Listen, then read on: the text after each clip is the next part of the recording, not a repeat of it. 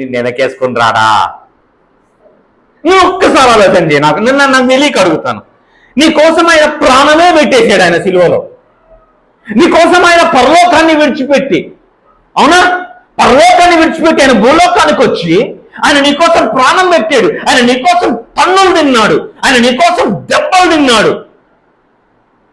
ఆయన పట్టుకొని తీసుకొని వచ్చి బట్టలన్నీ ఊడదీసేసారు. వేసేవి తీసుకొని వచ్చి ఆ బట్టలన్నీ ఊడదీసేసేసి ఇప్పుడు ఏమంటా ఉన్నారో తెలుసా? నువ్వు యూదులకు రాజు కదా,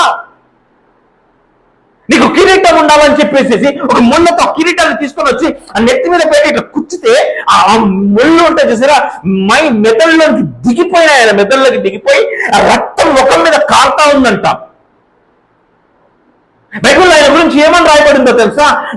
నా ప్రియుడు సుందరుడు 10,000 మందిలో కూడా గుర్తింపదగిన వాడు అని రాయబడింది బైబిల్లో. అంటే యేసయ్య ఇట్లా నిలబడితే 10,000 మంది పురుషుల మధ్యలో యేసయ్య ఇట్లా నిలబడితే 10,000 మంది కనపడరు, యేసయ్యే కనపడతారు. అంత అందగాడు యేసయ్య. అట్లాంటి వాడు ఆ రోజు రాత్రి ఆయన ఏం చేయబడ్డాడో తెలుసా? ఆయన ముఖము రక్తమయమైపోయింది. ఆయన ముఖం, తన సొగసును కోల్పోయాడు, తన స్వరూపమును కోల్పోయాడు. ఆయన నోటి నుండి ఒక్క మాట రాలేదు. ఆయన మౌనముగా గొర్రెబొచ్చు కత్తిరించు వాని దగ్గర గొర్రె ఏ విధంగా అయితే మౌనంగా ఉంటుందో అట్లాగా ఆయన ఉండిపోయాడు, మౌనంగా ఉండిపోయాడు. ఆయన ఆ రక్తం కారుతా ఉంది, మొహం మీద రక్తం కారుతా ఉంటే అక్కడ చుట్టూ ఎంతమంది ఉన్నారో తెలుసా? 500 మంది ఉన్నారంట. మొన్న ఈ మధ్య ఒక అతను చెప్తా ఉన్నాడు, 500 మంది ఉన్నారంట. అమ్మ నేను ఈ మాట చెప్పొచ్చో చెప్పకూడదో నాకు తెలియదు, కానీ మీకు అర్థమవుతుందని నేను చెప్తా ఉన్నాను. ఉదాహరణకి నేను తప్పుగా భావించొద్దండి. ఒక వ్యక్తి వచ్చి మీ ముఖం మీద అని ఊసాడు అనుకోండి. ఒక వ్యక్తి మొహం మీద కాండ్రించి ఉమ్మేస్తే మీ మొహం ఎట్లయిపోతుంది? 500 మంది ఒక్కసారి ఆయన ముఖం మీద ఊస్తే ఎట్లుంటుంది ఒక్కసారి ఆలోచన. నీకే వదిలేస్తున్నా, ఆలోచించి. రక్తం కారుతా ఉంది, 500 మంది కాండ్రించి ఆయన ముఖం మీద ఉమ్మేస్తే ఆ ఉమ్మి రక్తం రెండు కలిసిపోయి ఆయన ముఖం మీద ఇట్లా కారుతా ఉంటే ఆయన మౌనంగా ఉన్నాడంట. మౌనంగా ఉండిపోయాడు ఆయన. ఎవరి కోసం? ఆయన తలుచుకుంటే పరలోకం దిగొస్తుంది కిందికి. మికాయేలు వచ్చి దిగుతాడు కిందికి. ఒక్క ఖడ్గము తీస్తే చాలు మికాయేలు. కానీ మౌనంగా నిలబడ్డాడంట. ఈరోజు ఆదివారం కదా, ఎంతమంది మటన్ తిన్నారు చూసారా? గొర్రెపిల్లని చంపేటప్పుడు అది చివరి వరకు కూడా గొర్రెపిల్లవని నమ్మిద్ది. మేకన్నా అరుస్తుంది, మే మే మే అని చెప్పి దాన్ని చంపుతున్నారని దానికి అర్థమైంది. కానీ గొర్రెపిల్లకి అర్థం కాదు. దాన్ని తీసుకొని వెళ్తా ఉన్నా సరే అది తల ఉంచుకొని వెళ్తా ఉంటుంది. మీరు చూసారు ఎప్పుడైనా గొర్రెపిల్లని? మటన్ షాప్ లో గొర్రెపిల్లని తీసుకెళ్ళి వెళ్తా ఉంటే అది తప్పించుకోవడానికి లేకపోతే పారిపోవడానికి ఇట్లా ప్రయత్నం చేస్తుందా? చేయదు. చివరికి వాడు కత్తి పెట్టి మెడ మీద పెట్టినా సరే వాడి వైపు ఇలా జాలిగానే చూస్తుంది. అంత నమ్మిద్ది గొర్రె. యేసయ్య కూడా గొర్రె పిల్లగా అట్లా ఉండిపోయాడు. ఆయనను తీసుకొని వచ్చారు. ఆయనను తీసుకొని వచ్చి కొరడా తీసుకొని ఒకటి తక్కువ 40 దెబ్బలు, అంటే 39 దెబ్బలు, కొరడా దెబ్బలు ఆయన పైన వీపు పైన కొట్టారు. మీరు ఎప్పుడైనా దయామయుడు కరుణామయుడు సినిమాలు చూసారా? 1% కూడా చూపిలేదు. ఆయనని వీపు పైన ఒకటి తక్కువ 40 దెబ్బలు, అంటే 39 దెబ్బలు కొడితే ఆయన కిడ్నీలు కనిపించాయంటండి బయటికి. ఇట్లా కొడితే ఆ కొరడ ఇట్లా తీస్తే ఆ కండ ఇట్లా ఊడొచ్చేసేస్తుందంట. వీపు నాగలి చాళ్ళ వలె దున్నపడిందంట ఆయనది. ఒకటి తక్కువ 40 దెబ్బలు. ఎందుకో తెలుసా? 39 దెబ్బలు అంటే ఎందుకో తెలుసా? అంటే 39 కొడితే 40 అనేది సంపూర్ణమైన అంకె. యూదుల్లో 40 అనేది సంపూర్ణమైన అంకె. 39 అంటే ఇంకా శిక్ష ఇంకా అవ్వలేదు అని అర్థం.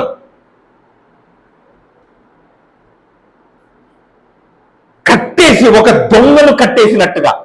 ఏం తప్పు చేశాడు యేసయ్య? ఎవరు తన డబ్బులు తీసుకున్నాడా? ఎవరు నేను మోసం చేశాడా? అరే తన దగ్గరకు వచ్చిన గుడ్డోళ్ళకి కళ్ళు ఇచ్చాడే, మాట రాని వాళ్ళకి మాటనిచ్చాడే, రక్తస్రావంతో బాధపడుతున్న స్త్రీని బాగు చేశాడే, దయ్యాలను వెళ్ళగొట్టాడే. ఏం నేరం చేశాడు ఆయన? అందుకే ఆయన అంటాడు కదా, పిలాతు అంటాడు కదా, ఇతనిలో నాకు ఏ దోషము కనబడటం లేదు. ఎవరికి దోషం కనబడట్లేదు ఆయనలోన. తీసుకొని వచ్చి కుట్టి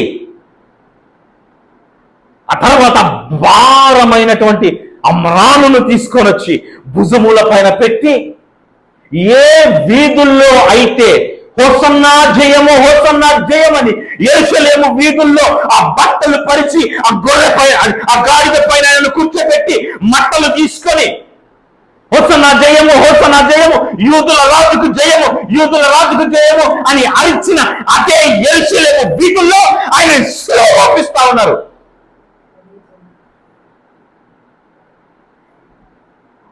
ఆయన మోసుకొని వెళ్ళాడు కల్వరి కొండ పైనకి, ఆ గొల్గొతా కొండ పైనకి, ఆ యెరూషలేము వీధుల్లో.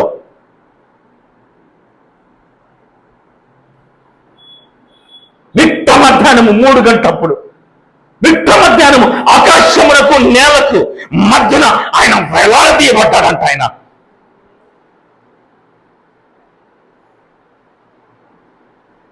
కాళ్ళకు చేతులకు మేకులు కొట్టేశారు, పక్కన బల్లెకు పోటు పొడిచారు, తీసుకున్న సిలువ పైన సిలువ వేసేసారు. ఎవరి కోసం? నీకోసం నా కోసం కాదా?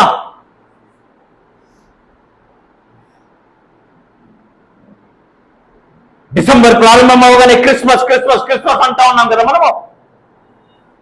ఈ క్రిస్మస్ నెలకు కారణం ఏంటో తెలుసా? ఆయన సిలువ.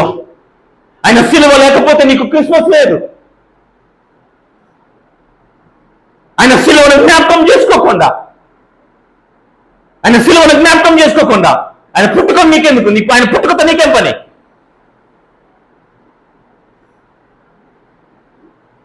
ఇప్పుడు ఏమన్నా రాజ బంగ్లాలో పుట్టాడు ఆయన? పశువుల శాలలో పుట్టాడు ఆయన. ఎవరి కోసం?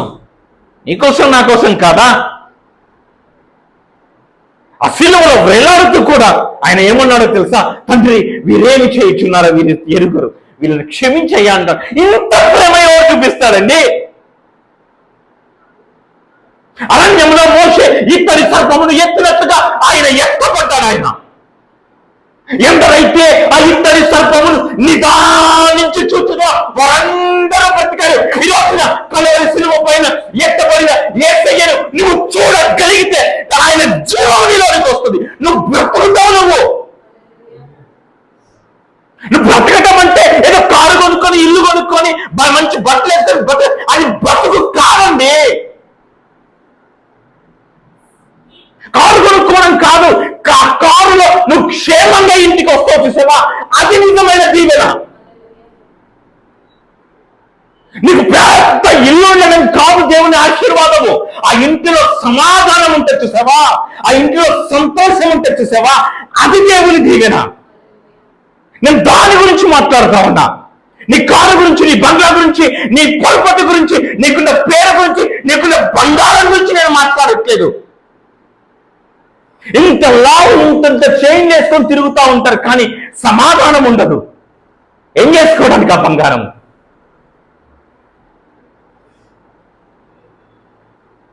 ఆయన కల్వరి సిలువలో నీ కోసం తన ప్రాణమును పెట్టాడు. తండ్రితో మనకు విడిపోయిన సంబంధమును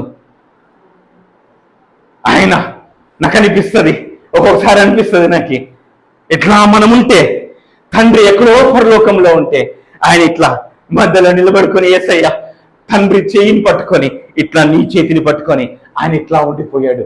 డాడీ విధి క్షమించు, డాడీ నాన్న విధి క్షమించు నాన్న. వాస్తవానికి మనం చేసిన పాపాలకి తండ్రి కోపం మన పైన పడాలా, కానీ ఈయన అడ్డు నిలబడిపోయాడు. డాడీ నన్ను దాటి వెళ్ళొద్దు డాడీ. అక్కడ ఏమని రాయబడిందో తెలుసా? యెషయా గ్రంథంలో ఏమని రాయబడిందో తెలుసా? ఆయనను శిక్షించుట తండ్రికి ఇష్టమైందంట. అంటే యేసయ్యను శిక్షించడం తండ్రికి ఇష్టమైందంట.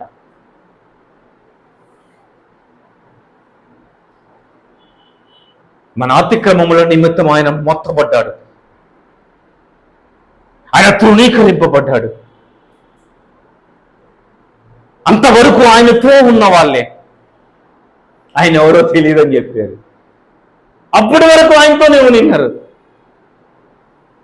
యేసయ్యా నీ మీదికి ఎవడన్నా వస్తే లేపేస్తా అన్నాడు. ఇట్ట కత్తి తీసి పేతురు. చిన్న బుడ్డకు చేయి, నువ్వు కూడా ఆయనతో పాటు. ఆయన ఎవరో నాకు తెలియదు.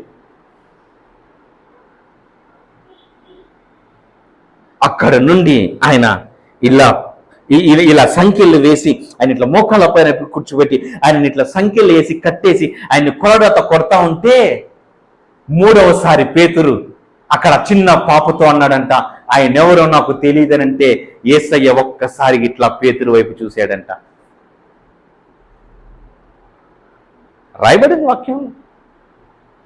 యేసయ్య పేతురుని ఇట్లా చూడగానే పేతురు చచ్చిపోయాడండి. చచ్చిపోయాడు పేతురు నిజంగా.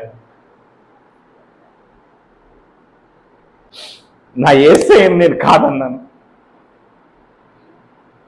నా ప్రత్యక్షతను నేను కాదన్నాను. అందరంటా నా గురించి ఏమనుకుంటున్నారు అని అడిగాడు ప్రభు. ఆయన అప్పగింపబడే ముందు ఆయన అడిగాడు, నా గురించి ఏమనుకుంటున్నారంటే కొంతమంది ఏలియా అనుకుంటున్నారయ్యా, కొంతమంది యోహాని మళ్ళీ వచ్చాడు అనుకుంటున్నారయ్యా, కొంతమంది ప్రవక్త అనుకుంటున్నారు. వాళ్ళందరూ ఏమనుకుంటారా నాకు అనవసరం, నువ్వేమనుకుంటున్నావో చెప్పు అంటే పేతురు అంటాడు, నీవు క్రీస్తువు అని అన్నాడు. నీవు క్రీస్తువు అంటే నీవు అభిషక్తుడవు అన్న అదే పేతురు ఇప్పుడు ఏమంటున్నాడు తెలుసా, ఆయన ఎవరో నాకు తెలియదంటా అన్నాడు. ఆ పేతురు ఆ రోజున ఏడ్చిన ఏడుపు సంఘము యొక్క తాళపు చెవులు పేతురికి ఇచ్చేసాడు దేవుడు. పేతురు ఏమి నచ్చావు పేతురు నువ్వు, ఆ ఒక్క చూపు ఇట్లా చూశాడంట పేతుర్ని. చచ్చిపోయాడు పేతురు. అందుకే పేతురు ఎట్లా చనిపోయాడో తెలుసా, సిలువను తిరిగేసేసారంట. ఆయన అన్నాడంట, యేసయ్యలాగా నేను సిలువ వేయించుకోవటానికి నేను అర్హుణ్ణి కాదు అని సిలువను తిరిగేసి ఆయనను చంపారు. హల్లెలూయా, హల్లెలూయా. ఈ రోజున ఈ గ్రంథం నీ చేతిలో ఉందంటే ఎంతమంది ప్రాణత్యాగం ఎవరి కోసం? నీకోసం కాదా? క్రిస్మస్ హడావిడి జరుగుతూ ఉంది దేశమంతా, అవునా? ప్రపంచమంతా క్రిస్మస్ హడావిడి జరుగుతూ ఉంది. కారణం యేసయ్య సిలువ. ఆయన సిలువ లేకపోతే నీ జీవితంలో క్రిస్మస్ లేదు. హల్లెలూయా, హల్లెలూయా, హల్లెలూయా. అంతగా శ్రమపడి అంతగా నిన్ను ప్రేమించి ఆయన తన ప్రాణమును పెట్టింది ఎందుకో తెలుసా? నిన్ను దీవించటానికి, నిన్ను ఆశీర్వదించటానికి, నీ సరిహద్దులను విశాలపరచటానికి. ఎందుకో తెలుసా? నువ్వు ఆయన రక్తము ఇచ్చి కొనబడిన వ్యక్తివి.